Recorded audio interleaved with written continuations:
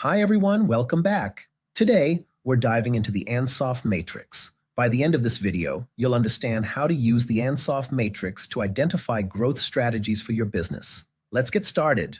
The Ansoff Matrix, also known as the Product Market Expansion Grid, is a strategic tool used to devise growth strategies by considering product and market combinations. It helps companies determine the best approach to achieve growth. The Ansoff Matrix consists of 4 strategies: market penetration, market development, product development, and diversification. Each strategy aims to achieve growth through different methods. First, let's discuss market penetration. This strategy focuses on increasing sales of existing products in existing markets. The goal is to gain a larger market share by enhancing marketing efforts, improving product features, or reducing prices. Example: a fast food chain running promotions and loyalty programs to encourage frequent visits from existing customers. Next is market development. This strategy involves selling existing products in new markets. It requires identifying new geographic areas, demographics, or distribution channels to expand the customer base. Example: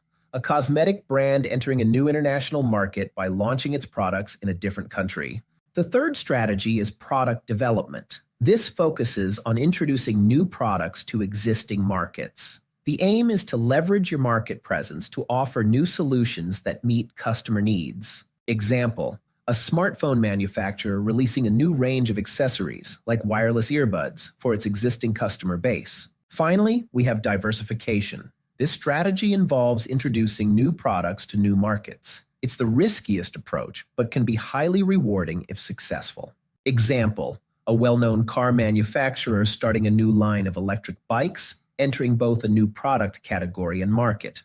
The Ansoff Matrix helps companies evaluate their growth potential and risks. Market penetration is the least risky, while diversification carries the most risk. Understanding each strategy allows you to choose the right approach based on your business goals and market conditions. To illustrate, let's consider a beverage company. Increasing advertising for its best-selling soda in current markets is market penetration. Selling the soda in a new country is market development. Introducing a new flavor to the existing market is product development. Launching a new line of snacks in a new market is diversification. That's the Ansoff Matrix, a strategic tool to identify and plan growth strategies. By understanding and applying each strategy, you can effectively navigate your company's growth journey. Thanks for watching. I hope this video clarified the Ansoff Matrix for you. Drop any questions in the comments. Don't forget to like, share, and subscribe for more business insights. Stay strategic and innovative.